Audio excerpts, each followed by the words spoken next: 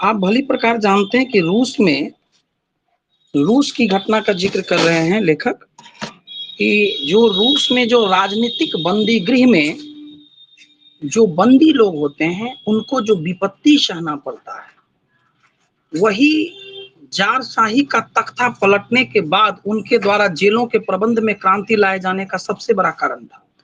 मतलब अभी आप पिछले दिनों पढ़ रहे थे, सुखदेव जी को भगत सिंह ये बता रहे थे कि मतलब हम दोनों के विचार जेल जाने से पहले और जेल जाने के बाद दोनों में क्रांतिकारी बदलाव आया। जेल जाने से पहले जहां पर भगत सिंह आत्महत्या या के सपोर्टर थे और सुखदेव जी विरोधी थे, लेकिन इसके बाद कई मामले में अब सुखदेव जी आत्महत्या को जायज ठहरा रहे हैं और भगत सिंह उसका विरोध कर रहे हैं। तो ये जेल जाने से जो परिवर्तन आया। दूसरी बात ये लिख रहे हैं कि जो कष्ट सहना, तो कष्ट सहने को सुखदेव कहते हैं कि कष्ट से क्या फायदा है जब कष्ट से कुछ ले, लेकिन कह रहे नहीं, यदि हम किसी अच्छे मकसद के निहितार्थ किसी अच्छे कामों के लिए आत्मोत्सर्ग करते हैं तो वो निश्चित रूप से वो सेवा, वो कष्ट सहना किसी बड़े क्रांति का, किसी बड़े परिवर्तन की परिचायक होते हैं और इसलिए कष्ट सहना लाजमी है। और इस मामले में वो एग्जाम्पल दे रहे हैं। अब बताइए, रूस की बात कर रहे हैं, रूस में जो जेलों में जितने भी जारशाही के खिलाफ, आपको मालूम है रूस में क्रांति कब हुई? 1917 ईस्वी में हुई। और क्रांति से पहले रूस में जार का शासन था। रूस के जो शासक थे उसको जार कहा गया। तो वो जारशाही व्यवस्था जो एक निरंकुश व्यवस्था थी, एको हम द्वितीय नास्ति वाली व्यवस्था थी। जार अपने आप को स्वयंभू घोषित करता था कि जो मैं हूं, जो मैं कहता हूं वही राज्य है, वही कानून है।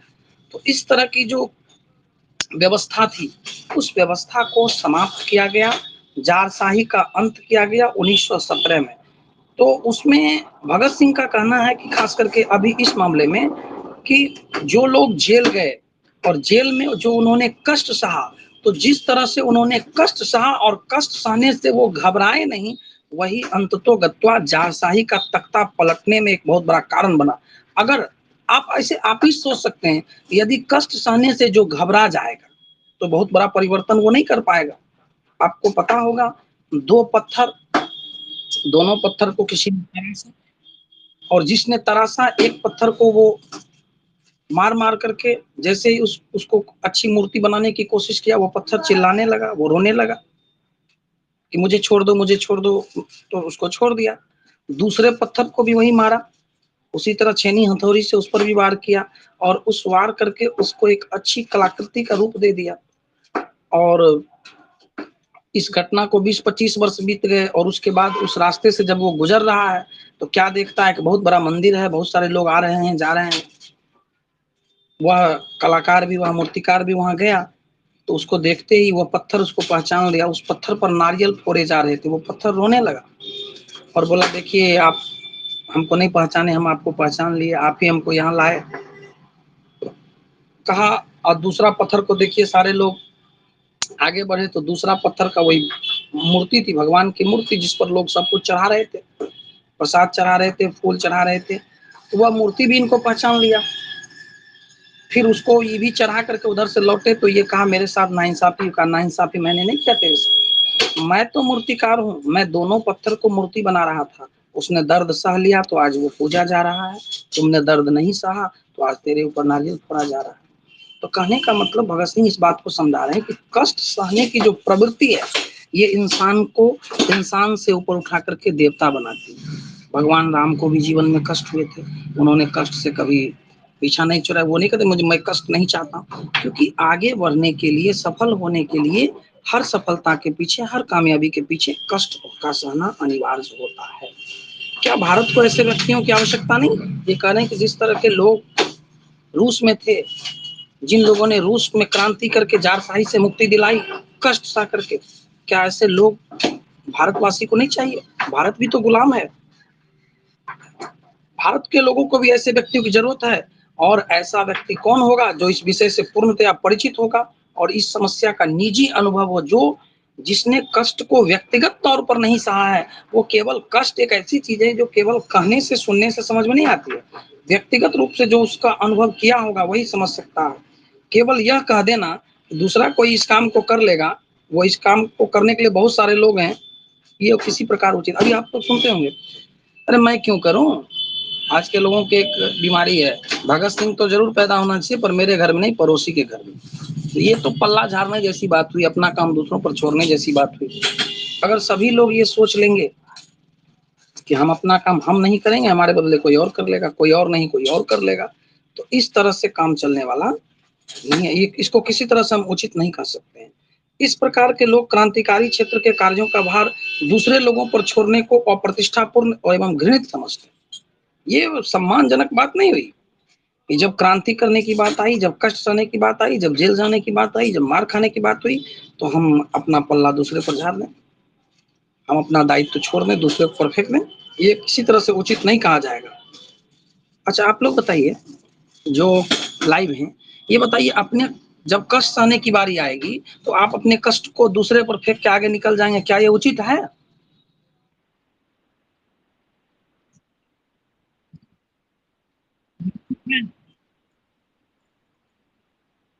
बोलिए चंदन कुमार। अरे युद्ध के मैदान में चले हैं, जब कष्ट हो रहा है तो सबको समान रूप से कष्ट सहना है। और कष्ट के स्क्रीन शॉट चंदन, हाँ ठीक है। तो मैं आपको बता रहा था, उन्हें पूरी लगन के साथ वर्तमान व्यवस्था के विरुद्ध संघर्ष आरंभ कर देना चाहिए, है कि नहीं? जो वर्तमान व्यवस्था है, जो रॉन्ग है, वो खास करके अंग्रेजी हुकूमत, तो कहा कि उसका एकदम पूर्ण रूप से विरोध कर देना चाहिए। और उन्हें चाहिए कि वो उन विधियों का उल्लंघन करे, परंतु उन्हें औचित्य का ध्यान रखना चाहिए, क्योंकि अनावश्यक एवं अनुचित प्रयत्न कभी भी न्यायपूर्ण नहीं माना जा सकता। इसको समझिए कि ये लोग अंग्रेजों का विरोध करे, लेकिन याद रखें अंग्रेजों का विरोध करे तो औचित्यपूर्ण विरोध करे, मतलब उसका कोई महत्व, किसी मीनिंगफुल, किसी मकसद के लिए विरोध करे।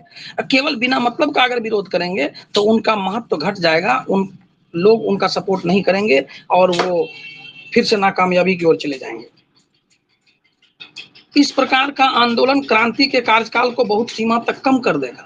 और अगर आप बेबुनियाद का आंदोलन करेंगे, बेबुनियाद का धरना प्रदर्शन करेंगे, तो आपका महत्व घट जाएगा और लंबे समय तक नहीं कर पाएंगे। जितने आंदोलन आज तक आरंभ हुए हैं, उन सबसे पृथक रहने के लिए आपने जो तर्क दिए हैं, मैं उन्हें समझने में असमर्थ हूँ। बहुत सारे आंदोलन हुए हैं और आप उसमें भाग नहीं लिए हैं। हमारे काबिल दोस्त सुखदेव जी को कह रहे हैं, आप भाग नहीं लिए, और उसके लिए जो तर्क उन्होंने दिए हैं कि इस कारण से हमने भाग नहीं लिया, तो वो मेरे समझ से बाहर है, मैं अभी तक नहीं समझ पाया। कुछ मित्र ऐसे हैं जो या तो मूर्ख हैं या नासमझ हैं। कह कुछ ऐसे मित्र हैं हमारे जो या तो मूर्ख हैं या नासमझ हैं। वे आपके इस व्यवहार को अनोखा और अद्भुत समझते हैं, क्योंकि वो आपकी बात को समझ तो खुद नहीं पा रहे हैं, और आपकी बात को इस अनोखा कहेंगे, अद्भुत कहेंगे, उसको मैं मूर्ख समझता हूँ। वास्तव में यदि आप ये अनुभव करते हैं कि बंदीगिरी का जीवन वास्तव में अपमानपूर्ण है, तो आप उसके विरुद्ध आंदोलन करके उसे सुधारने का प्रयास क्यों नहीं करते? अब सोचिए जरा सा, क्रिएटिव माइंड बनिए, समस्या को फेंकिए मत। अगर जेल में, अगर बंदीगृह में यातनाएं दी जाती है और वो जीवन अच्छा नहीं है, तो फिर आप उसके खिलाफ आंदोलन कीजिए और वहां की यातना को दूर कीजिए। लेकिन हम जाएंगे ही नहीं, ये तो भागना हुआ। और अभी समस्या से भागने का वक्त नहीं है, देश को आजाद कराने का वक्त। संभवतः आप कहेंगे कि यह संघर्ष सफल नहीं हो सकता, आप कहिएगा कि नहीं हम जेल में जो हो रहा है उसके खिलाफ आंदोलन करेंगे, वो सक्सेस नहीं होंगे। तो फिर तो वही बात होगी जिसकी आड़ लेकर साधारणतया निर्बल लोग प्रत्येक आंदोलन से बचना चाहते हैं। जो कमजोर लोग होते हैं उसको आप बात करते सुनेंगे, अरे यार क्या होगा, हमारे जाने से क्या होगा, इतने लोग कर रहे हैं आंदोलन तो कुछ नहीं हो रहा है, हम चले जाएंगे तो क्या हो जाएगा। और यही कह करके वो आंदोलन से बचना चाहते हैं, ये कुतर्क है, ये सही बात नहीं है। और यही कुतर्क करके लोग बचते हैं। तो फिर तो आप, फिर वही बात हो गई कि अगर जेलों में अगर गड़बड़ हो रहा है तो आप उसके खिलाफ आंदोलन कीजिए, लेकिन आप आंदोलन नहीं कर रहे हैं तो फिर तो वही बात हो गई। तो यह वही उत्तर है जिससे हम उन लोगों से सुनते आए हैं जो जेल के बाहर क्रांतिकारी प्रयत्नों में सम्मिलित होने से जान बचाना चाहते हैं। जेल के बाहर हम लोग आंदोलन करते थे तो वो सोचते थे कहीं हमको जेल नहीं हो जाए, तो उससे वो जान बचाना चाहते थे, तो वो लोग भी यही कह करके बचते थे। और आज यही उत्तर आपके मुख से सुनूंगा। कम से कम आप मेरे काबिल दोस्त हैं, आप में मैं अपनी छवि देखता हूँ, तो आपसे तो मैं ऐसी उम्मीद नहीं कर सकता हूँ। कुछ मुट्ठी भर कार्यकर्ताओं के आधार पर संगठित हमारी पार्टी, कुछ मुट्ठी भर कार्यकर्ता को लेकर के हमने जो पार्टी बनाई है, अपने लक्ष्य और आदर्शों को की तुलना में क्या कर सकते। हमारा जो लक्ष्य है, हमारा जो आदर्श है, तो जब तक हम लड़ेंगे नहीं, संघर्ष करेंगे नहीं, तब तक हम सफल नहीं हो सकते हैं। क्या आप यह निष्कर्ष निकालें कि हमने इस काम के आरंभ में नितांत भूल की है? क्या हमको ये नहीं करना चाहिए? देश की आजादी के लिए क्रांति जो मैं कर रहा हूँ, जो आंदोलन कर रहा हूँ, क्या हमें नहीं करनी चाहिए? और अगर इस तरह से अगर आप परिणाम निकालते हैं तो ये कतई उचित नहीं है। इससे तो भक्ति की भीतरी, व्यक्ति की भीतरी निर्बलता प्रकट होती है जो इस प्रकार सोचता है। इस तरह की सोच तो कमजोर आदमी सोचते हैं कि चलो क्या होगा, जीतेंगे कि हारेंगे, सफल होंगे या नहीं होंगे, इससे अच्छा है संघर्ष करें ही नहीं। तब तो दुनिया में बड़े बड़े जो आविष्कार हो रहे हैं, बड़े बड़े जो जंग जीती जा रही है, वो सारी चीजें रुक जाएगी। लोग कहेंगे भाई जब मुझसे नहीं होगा तो छोड़ देते हैं। नहीं, चलना है, केवल चलना है, जीवन चलता ही रहता है, मर जाना है, रुक जाना ही निर्झर या झर कर करता है। तो हमको तो चलना है, और चलने वाले को मंजिल अवश्य मिलती है। युद्ध में जीतता है वही जो लड़ता है, हारता है वही जो लड़ता है, और डर से जो बाहर रह जाते हैं उनके पास तो कोई ऑप्शन नहीं होता है। खैर, आगे चलकर आप लिखते हैं, 14 वर्ष बंदीगिरी के कष्टों से भरपूर जीवन बिताने के पश्चात किसी व्यक्ति से आशा नहीं की जा सकती कि उस समय भी उसके वही विचार होंगे जो जेल से पूर्व थे, क्योंकि जेल का वातावरण उसके समस्त विचारों को रौंद कर रख देगा। ये आपका कहना है। आप कहते हैं कि मैं आंदोलन में इसलिए भाग नहीं लेना चाहता हूँ कि मैं जेल जाऊंगा। जेल इसलिए नहीं जाना चाहता हूँ कि जेल अगर 14 वर्ष तक अगर मैं जेल चला जाऊं, कुछ हद तक इनकी बातों में सच्चाई है, मगर जब ओज और दीवानगी होगी तब सच्चाई नहीं है। अब समझिए सच्चाई इनकी बातों में कैसे है। 14 वर्ष एक लंबा वक्त हो, 14 वर्ष तक जो जेल चला जाए, 14 वर्षों तक जेल में रहने के बाद, तो जेल से पहले जो वो सोच रहा था और अब जेल चला गया, जेल में जाने के बाद जो वो सोच रहा है, दोनों में अंतर तो आएगा। ऐसा थोड़ा है कि पहले जो सोचता था 14 साल में उसकी सोच नहीं बदली। जेल में उसके ऊपर जो अत्याचार होंगे, जो जुल्म होंगे, इससे उसके अंदर की सोच बदल जाएगी, ऐसा सुखदेव का कहना है। तो भगत जी कहते हैं कि ये आप हमको कहा करते थे, क्या मैं आपसे पूछ सकता हूँ क्या जेल से बाहर का वातावरण हमारे विचारों का अनुकूल था? क्या गजब का पंच मारा इन्होंने। आप कह रहे हैं कि जेल में रहेंगे तो हमारी सोच बदल जाएगी। ठीक है, क्योंकि जो जेल में प्रतिकूल परिस्थितियां होगी, तो भाई जेल में प्रतिकूल होगी तो क्या जेल से बाहर हमारे अनुकूल परिस्थितियां थी, वहां भी तो हमें संघर्ष ही करना पड़ता था। तो क्या हमारा विचार बदल गया? और जब वहां नहीं बदला तो यहाँ क्या बदला, बदलेगा? क्योंकि दो बातों में डर गए तो कैसे तुम जवान हो, आंधी आई गिर गए तो कैसे फिर मकान हो। अरे जो मकान मजबूत होगा तो वो आंधी तूफान को झेलेगा। जो दर्द बाहर में होगा, जो दर्द जेल में है, उस दर्द से हमको हिलना नहीं है, अपने विचार को बदलना नहीं है। फिर भी असफलताओं के कारण क्या हम उसे छोड़ देंगे? जेल से बाहर की जिंदगी में भी तो दर्द है, तो क्या हम संघर्ष छोड़ देंगे? कदापि नहीं। क्या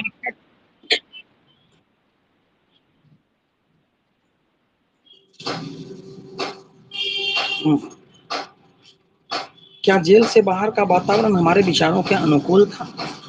जो स्थितियां जेल में है, जेल से बाहर भी कमोबेश वही स्थिति थी। इसके बावजूद हमने संघर्ष किया। क्या आपका ये आशय है? क्या आप ये चाहते हैं कि हम इस क्षेत्र में उतरे ही नहीं होते, खूब अच्छा खासा जिंदगी बिताते, आजादी के दीवाने नहीं होते, आजादी की लड़ाई नहीं लड़ते? तो कोई बात नहीं। अगर ऐसी बात सोचे तो फिर कोई क्रांतिकारी नहीं बनता, क्योंकि क्रांतिकारी बनने का मतलब ही है ये सारी स्थितियां आपके जीवन में आएगी। और यदि आप ऐसा सोचते हैं तो आप भूल कर रहे हैं। यद्यपि ठीक है, आपकी बात को थोड़ी देर के लिए मानता हूं, हम भी वातावरण को बदलने में काफी हद तक कामयाब हुए हैं। हमने भी वातावरण को बदला है। फिर भी हम तो केवल समय की आवश्यकता की उपज हैं। मतलब क्या है? हम अपनी ओर से कुछ नहीं कर रहे हैं, देश की ऐसी परिस्थितियां नहीं होती तो मैं शौक से क्रांति करने नहीं आया। देश की परिस्थितियों ने मुझे इस ओर धकेला और मैं वक्त का गुलाम, और हर व्यक्ति वक्त का एक परिंदा है। वक्त के अनुसार सबको ढलना पड़ता है। वक्त की सांचे में ढलना सीखो, और जो वक्त के सांचे में नहीं ढलेगा, वक्त उसको लाइन से हटा देगा। मैं तो कहूंगा, भगत सिंह कह रहे कि मेरा तो कहना है कि साम्यवाद का जो जन्मदाता है कार्ल मार्क्स, वास्तव में इस विचार को जन्म देने वाला नहीं है। कार्ल मार्क्स, आप कार्ल मार्क्स को दुनिया जानती है, लेकिन वास्तव में कार्ल मार्क्स ने उस विचार को जन्म नहीं दिया। असल में यूरोप की, और ये बहुत बड़ी बात है, किसी भी चीज को हम किसी व्यक्ति को महत्व देते हैं कि उस व्यक्ति ने ऐसा किया। गहराई से विचार करें तो किसी भी काम को उस व्यक्ति ने नहीं किया, परिस्थिति ने किया। अगर वैसी परिस्थितियां ना आती, आप गांधी को महान समझते हैं, गांधी को महान मानते हैं, गांधी जी को, लेकिन आपको पता है दक्षिण अफ्रीका जब गांधी जी गए थे, दक्षिण अफ्रीका में गोरे और कालों के बीच जो भेदभाव था, अगर वो भेदभाव नहीं होता, अगर गांधी जी के साथ व्यक्तिगत रूप से गांधी जी को उस भेदभाव का अनुभव नहीं होता, उस रात में गांधी जी ने अपने भारतीय मित्र के यहाँ बिताई थी, अपने भारतीय दोस्त के यहाँ, और उस दोस्त के यहाँ रह करके गांधी जी ने रात में विचार किया कि मेरे सामने 3 रास्ते हैं। पहला रास्ता, मैं यहाँ आया हूँ काम करने के लिए, काम करूंगा, मुझे क्या झंझट है, जो हो रहा है होने दो। दूसरा ऑप्शन है, अगर नहीं पसंद है तो रिटर्न हो जाओ। ऑप्शन ए है, यहाँ रह करके जो हो रहा है सहो। ऑप्शन है बी, अगर सहना नहीं है तो लौट जाओ। लेकिन गांधी जी ऑप्शन ए और बी को नहीं चुने, और अक्सर लाइफ में लोग ऑप्शन ए को चुनते हैं या बी को चुनते हैं। ये काम करना है, नहीं करना है तो नहीं करना है। लेकिन जो बहादुर होते हैं वो हमेशा सी को चुनते हैं। गांधी जी ने कहा नहीं, नहीं तो हम यहाँ रह करके अपमान सहेंगे और ना ही लौट के जाएंगे, तो करेंगे क्या, यहाँ रहेंगे लेकिन गलत का विरोध करेंगे, अन्याय का विरोध करेंगे। ऐसा गांधी जी ने उस रात में तय किया, और उसके बाद से उन्होंने अगले दिन से दक्षिण अफ्रीका में क्रांति शुरू कर दी। और इसी घटना ने, ये टर्निंग पॉइंट रहा गांधी जी के जीवन का। अगर उस रात में गांधी जी ने गलत डिसीजन लिया होता तो गांधी जी आज गांधी जी नहीं होते। तो गांधी जी बने नहीं है, गांधी जी को बनाने वाली परिस्थितियां बड़ी है। परिस्थितियों ने गांधी को गांधी बनाया, परिस्थितियों ने नेहरू को नेहरू बनाया, परिस्थितियों ने बुद्ध को बुद्ध बनाया। यानी जितने भी व्यक्ति जो भी हो वो बड़े बने हैं, उनको परिस्थितियों ने, भगवान राम के जीवन में अगर उन राम को अगर वनवास ना हुआ होता तो एक राजा के रूप में वो जिंदगी जीते, और उनके व्यक्तित्व का कई पहलू जो बहुत महत्वपूर्ण पहलू है वो अनटचेबल होता, वो अछूता रह जाता। हमको नहीं पता होता कि वो कितने बड़े धीर थे, वो कितने बड़े वीर थे। इसलिए व्यक्ति महान नहीं होता है, व्यक्ति की परिस्थितियां व्यक्ति को महान बनाती हैं। तो देखिए, ये कर रहे कार्ल मार्क्स, दुनिया जानती है कि उस विचारधारा को कार्ल मार्क्स एक माध्यम है, व्यक्ति एक माध्यम है। उन परिस्थितियों को व्यक्त करने के लिए व्यक्ति एक प्रतिनिधित्व कर रहा है, लेकिन परिस्थितियां महत्वपूर्ण होती है। अब बताइए, अमेरिका में औद्योगिक क्रांति नहीं होती, गरीब मजदूरों पर जुल्म नहीं होता, तो फिर कार्ल मार्क्स इस तरह की बातें नहीं करते, फिर मार्क्सवाद की शुरुआत नहीं होती। तो लोग कहते हैं कि इस विचार को कार्ल मार्क्स ने पैदा किया, लेकिन मैं कहता हूं, और वो ये लॉजिक है, लॉजिक कहने के लिए तो कार्ल मार्क्स ने किया, लॉजिक है कि असल में यूरोप की औद्योगिक क्रांति ने एक विशेष प्रकार के विचार वाले व्यक्ति को जन्म दिया, एक विशेष प्रकार की विचारधारा। तो विचारधारा इंपॉर्टेंट है, और उसी विचारधारा को मानने वालों में एक व्यक्ति था, कार्ल मार्क्स। परिस्थितियां महत्वपूर्ण होती।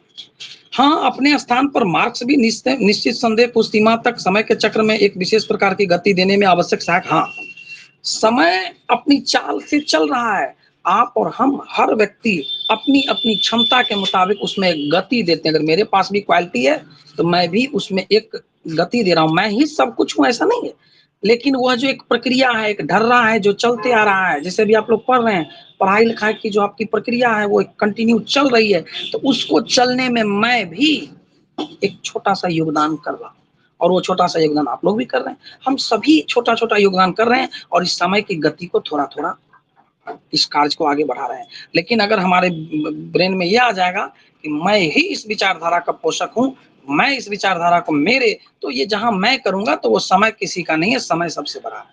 समय और परिस्थिति के अनुसार हम सब चलते हैं। मैंने और आपने भी इस देश में समाजवाद और साम्यवाद के विचारों को जन्म नहीं दिया। साम्यवाद के विचार जो यहाँ पर आई है, आप कहेंगे कि हाँ, कार्ल मार्क्स के विचार से प्रभावित होकर के भगत सिंह ने, सुखदेव ने और भी इन लोगों ने साम्यवाद को यहाँ पर लाया, जन्म दिया। नहीं, वरन यह तो हमारे ऊपर समय और परिस्थिति के प्रभाव का परिणाम है। यहाँ ऐसी परिस्थितियां आई, ऐसा समय हुआ, वक्त ने ऐसा करवट लिया कि मुझे और मेरे जैसे अन्य लोगों के लिए ये काम अपरिहार्य हो गया, आवश्यक हो गया, लगा कि ये अभी करना जरूरी है, ये वक्त की मांग है, तो मैंने किया। तो मैं क्या हूँ, मेरे जगह पर और भी कोई होते तो कर सकते थे और करना भी चाहिए। निसंदेह हमने इन विचारों को प्रचार करने के लिए कुछ साधारण और तुच्छ कार्य अवश्य किया, सीधी बात है। देखिए, और जो ऐसे भी महान होते हैं वो अपने आप को महान नहीं करते। ये क्या कर रहे हैं, मैंने इस दिशा में साम्यवाद और समाजवाद को प्रचार में थोड़ा सा काम मैंने किया और मैंने इस विचार को लाया, ऐसा नहीं। इसलिए मैं कहता हूं कि जब हमने इस प्रकार के कठिन कार्य को हाथ में लिया है तो उसको जारी रखेंगे, जारी रखना चाहिए और आगे बढ़ना चाहिए। और एक बात मेरी समझ में नहीं आ रही है, जो आप कह रहे हो, विपत्तियों से बचने के लिए हम आत्महत्या कर लें, बताइए। अच्छा, आत्महत्या कर लेंगे तो क्या होगा, इसको आप अपने अर्थ में भी लीजिए। आत्महत्या कर लेने से क्या होगा? हाँ, बताइए। आत्महत्या करने से तो कुछ नहीं होगा, समस्या का समाधान भी नहीं होगा। और उससे भी बड़ी बात है कि आत्महत्या करने से जो आप चाहते हैं, हो सकता है आपके जाने के बाद उसका उल्टा हो जाए। जिनके लिए आप सुसाइड कर रहे हैं वो लोग भी दुखी हो, वो लोग भी आपको गाली दें और देंगे ही देंगे। इसलिए सुसाइड किसी प्रॉब्लम का सॉल्यूशन नहीं है।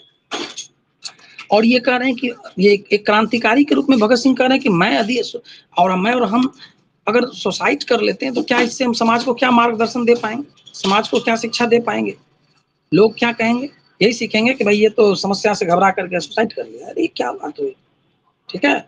तो ये मैं आपको नहीं कह सकता हूँ, यह तो एक प्रतिक्रियावादी कार्य होगा। हाँ भाई, ऐसा किया तो हमने ऐसा किया। यह जेल के नियमों के अनुसार, जेल का भी अपना नियम है।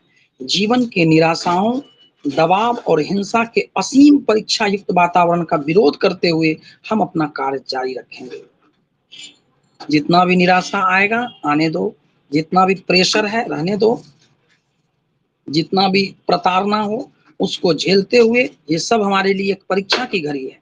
इसको एग्जाम समझ करके, इसको पास होने के लिए इसको फेस करना होगा और अपना कार्य करते रहना है।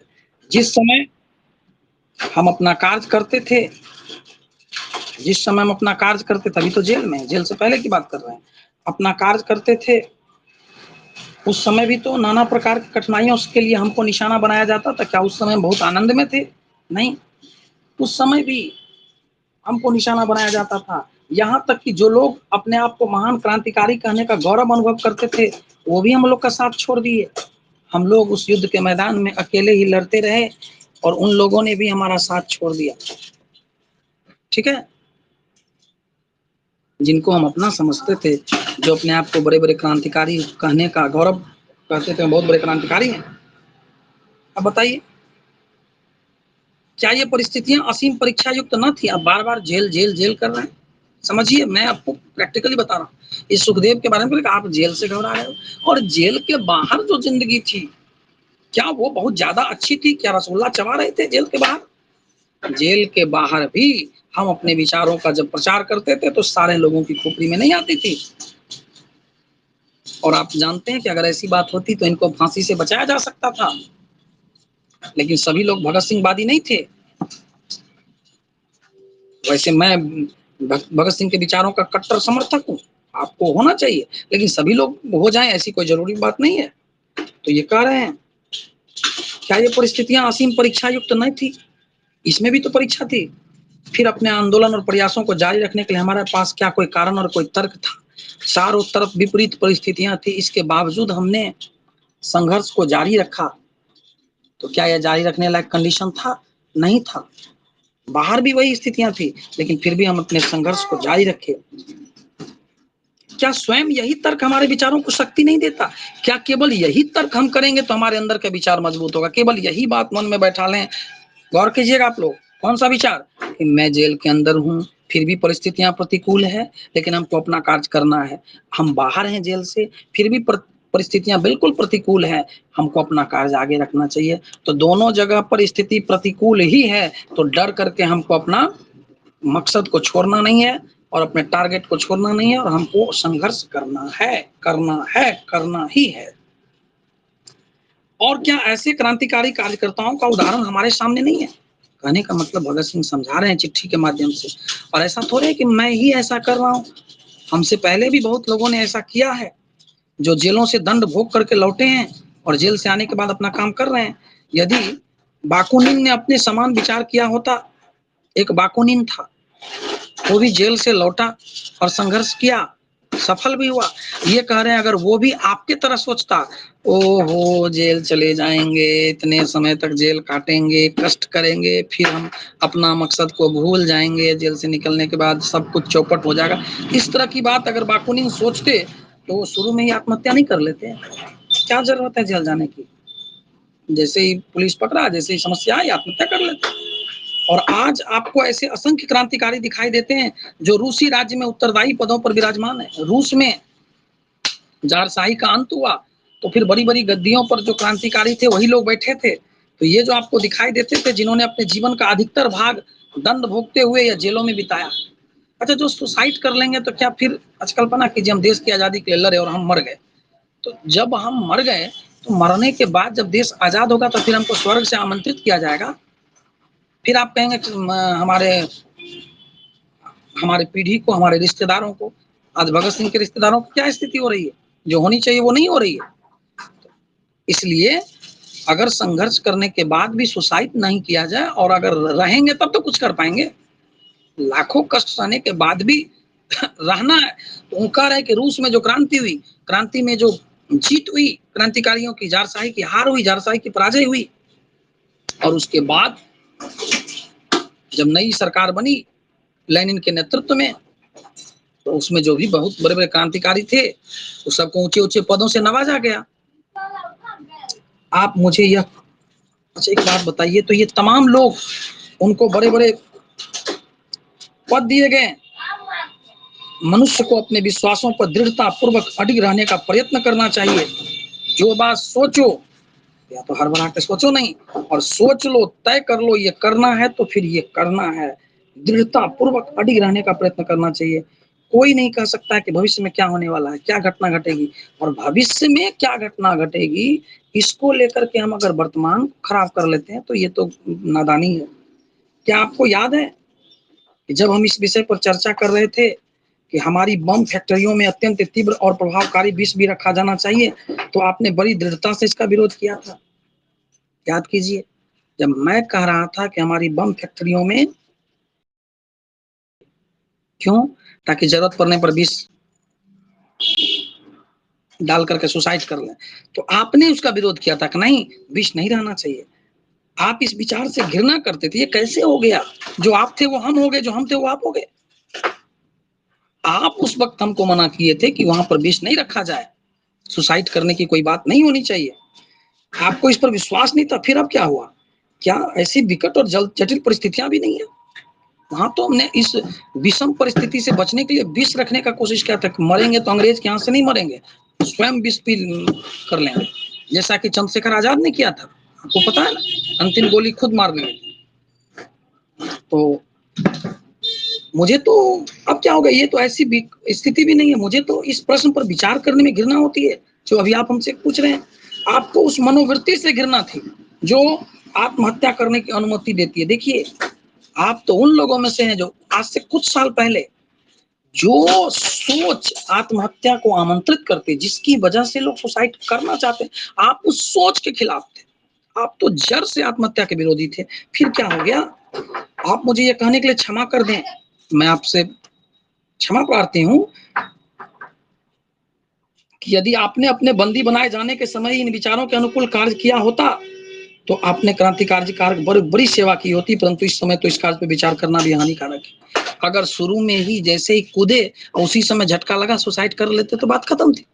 और अब इतना आगे बढ़ने के बाद आप ये बात बोल रहे हैं, अब तो ये बात बोलना सोचना भी गुनाह है।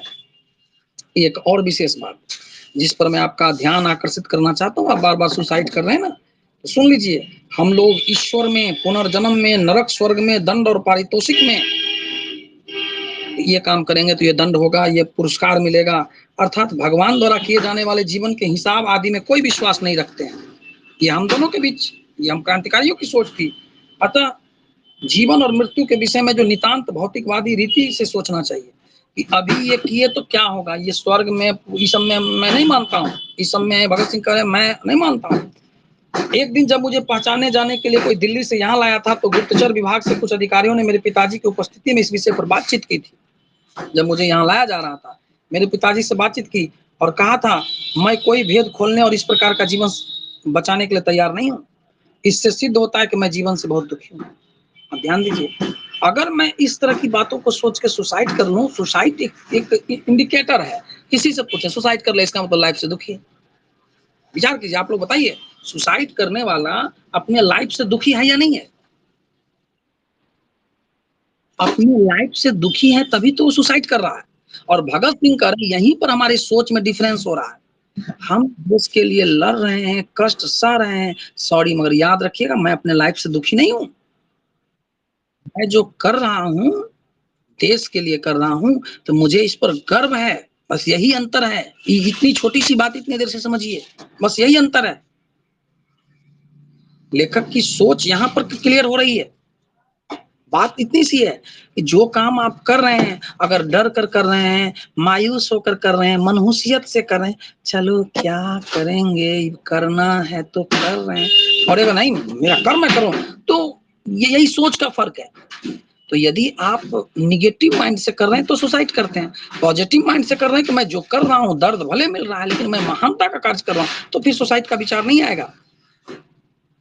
उनका तर्क था कि ये मेरी यह मृत्यु तो आत्महत्या के समान होगी, परंतु मैंने उसका उत्तर दिया कि जैसे मेरे विश्वास और विचारों वाला व्यक्ति व्यर्थ में मरना कदापि नहीं सह सकता। कुछ लोग बोले कि देखिए ऐसे कष्ट सहते सहते मर जाएगा, तो कहा खबरदार, ऐसे कष्ट सहते सहते मर जाना ये आत्महत्या नहीं है, ये आत्महत्या नहीं है, ये वीरों वाली मौत है। भगत सिंह फांसी पर चढ़ गए जानबूझकर, क्या ये आत्महत्या? बिल्कुल नहीं है। मेरे भी, और मैं फालतू में अपनी जान दे रहा हूँ ये भी बात नहीं है। हम तो अपने जीवन का अधिक से अधिक मूल्य प्राप्त करना चाहते हैं कि मरना तो है ही, तो जिंदगी को कितने कीमत में बेचा जाए, जीवन को कितना भुनाया जाए। मरना तो तय है, लेकिन ये मृत्यु की कीमत क्या होगी, मैं किसके लिए मर रहा हूँ, किन बातों के लिए मर रहा हूँ, उसका मोल, हमारे मरने का कीमत क्या मिल रहा है हमको। तो अगर मेरे मरने से वतन आजाद हो रहा है, लाखों लोग देशभक्ति में कूद रहे हैं, तो ऐसी मृत्यु भगत सिंह को पसंद है। हम मानवता की अधिक से अधिक हर संभव सेवा करना चाहते हैं, विशेषकर मेरे जैसा भला मनुष्य जिसका जीवन कभी भी दुखी या चिंतित नहीं है। याद रखिएगा, मैं जो कर रहा हूँ एकदम ताल ठोक के कर रहा हूँ, मैं चिंतित नहीं हूँ, मैं दुखी नहीं हूँ, मैं सैड नहीं हूँ, मैं उदास नहीं हूँ कि मैं ये कर रहा हूँ दुखी मन से। मैं जो कर रहा हूँ बिल्कुल सही कर रहा हूँ और उसको सही मान के कर रहा हूँ, क्योंकि कवि ने कहा कि तू इसे अच्छा समझ, यात्रा सरल इससे बनेगी, सोच मत केवल तुझे ही यह परा मन में बिठाना, हर सफल पंथी यही विश्वास ले इस पर पड़ा है, तू इसी पर आज अपने चित्त का अवधान कर ले, पूर्व चलने के बटोही बाट की पहचान कर ले। तो जिस रास्ते पर चलना है, चलने से पहले सोचिए, चलने के बाद तो एक ही बात माइंड में आनी चाहिए कि यह बिल्कुल यही एकमात्र रास्ता है मेरे भलाई के लिए, दूसरा कोई रास्ता नहीं है, यही है यही है यही है। मजबूत, पूरी मजबूती से, पूरी दृढ़ता से उस बात पर एकदम अडिग रहना चाहिए। और वही बात, और मेरे जैसा इंसान आत्महत्या की बात तो सोच भी नहीं सकता है, और वही बात मैं आपसे कहना चाहता हूँ। और अंत में आशा है कि आप मुझे अनुमति देंगे, मैं आपसे आदेश ले रहा हूँ कि यह बताऊं कि मैं अपने बारे में क्या सोचता हूँ। ये बताइए, मुझे अपने लिए मृत्युदंड सुनाए जाने का अटल विश्वास। देखिए भगत सिंह की महानता, करे मुझे अच्छी तरह से मालूम है कि मुझे फांसी होगी, और मैं डर करके नहीं कह रहा हूँ, डट कर कह रहा हूँ, मुझे फांसी होगी। मैं जानता हूँ मुझे किसी प्रकार की पूर्ण क्षमा या नम्र व्यवहार की तनिक भी आशा नहीं है।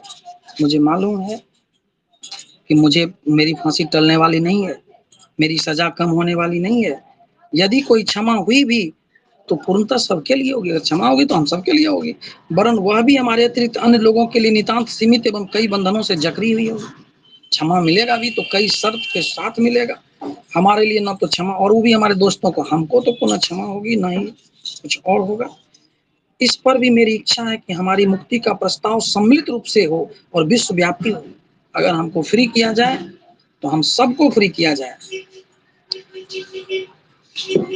नहीं तो मेरी अभिलाषा है कि जब यह आंदोलन अपनी चरम सीमा पर पहुंचे तो हमें फांसी दे दी जाए।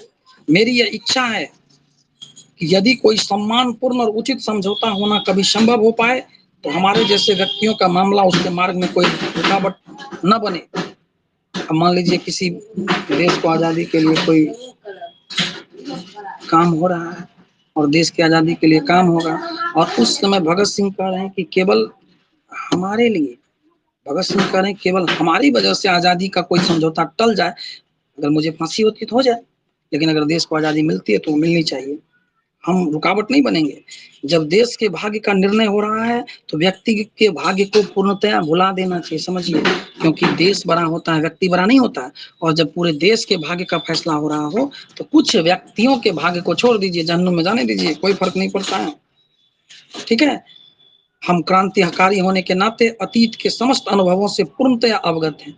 इससे पहले क्या हुआ ये सारी बात हम जानते हैं, इसलिए हम नहीं मान सकते हैं कि हमारे शासकों और खास करके अंग्रेज जाति की भावनाओं में इस तरह से कोई आश्चर्यजनक परिवर्तन हो जाएगा, एकाएक अंग्रेज बदल जाएगा, ऐसा मुझे नहीं विश्वास है। इस प्रकार का परिवर्तन जब भी होगा तो क्रांति से ही होगा। इतने दिनों से हुकूमत करने वाला अंग्रेज प्यार से चरखे से भाग जाएगा? ये जो लोग कहते हैं गांधी जी के चरखे से डर के अंग्रेज भाग गए, अरे चरखा तो क्या, ऐसे कई चरखे से अंग्रेज भागने वाले नहीं थे। आज भगत सिंह खुलासा कर रहे हैं कि अंग्रेजों का माइंड इतनी जल्दी बदल नहीं जाएगा, उसके लिए तो क्रांति चाहिए। इस तरह का परिवर्तन क्रांति के बिना नहीं हो सकता है, और क्रांति तो केवल सतत कार्य करते रहेंगे तब होगा, प्रयत्न करेंगे, कष्ट सहेंगे, बलिदान करेंगे तब होगा। जहां तक मेरे दृष्टिकोण का संबंध है तो याद रखिए, मैं तो केवल उसी दशा में सबके लिए सुविधाओं और क्षमादान का स्वागत करूंगा जब उसका प्रभाव अस्थायी हो। अगर हम लोग को माफी भी देना चाहेगा, फांसी नहीं देना चाहेगा, जब अस्थायी रूप से फांसी ना दे, अस्थायी रूप से मैंने क्लियर करे तब, तुरंत में उसका माइंड बदलने वाला नहीं है। देश के लोगों को हम प्रति हमारे बारे में जो भाव है वो अंकित हो जाए, बस यही, इससे अधिक कुछ नहीं। इतना कह करके अपनी चिट्ठी को इतना लिख करके विराम दिया जाए। अच्छा एक बात बताइए, आप लोग कोई शब्द में कोई प्रॉब्लम है तो बोलिए, तो लाइव क्लास में ही।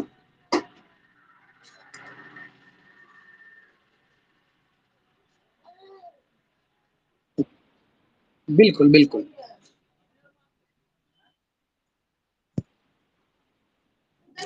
बिल्कुल सही बात है। देखिए, भगत सिंह ने ऐसी मृत्यु को सुंदर कहा है जो मृत्यु किसी खास और पवित्र मकसद के लिए हो।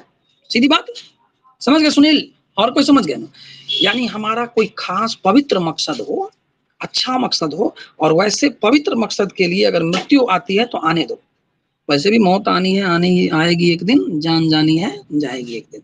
लेकिन अगर सुंदर मकसद के लिए, पवित्र मकसद के लिए जाती है तो वह मृत्यु सुंदर होती है। और कुछ बोलिए।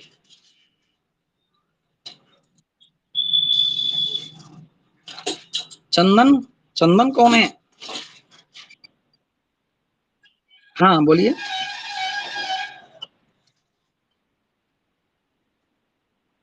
बिल्कुल बिल्कुल। अरे सुनिए ना, क्वेश्चन आंसर आपको इसी ऐप के माध्यम से मिल जाएगा, ठीक है?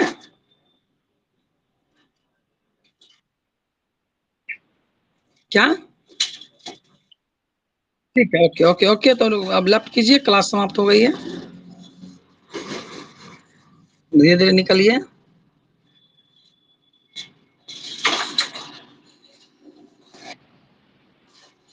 अनमोल, ये कौन है? शिवचंद, शालिनी, शालिनी कुमारी, सुनील, अन्नू, अन्नू, अरे क्या है, लेफ्ट कीजिए जल्दी। ईसा,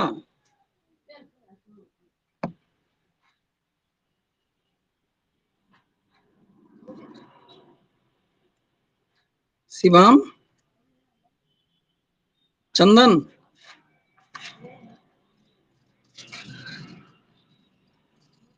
ईसा, निकलिए निकलिए।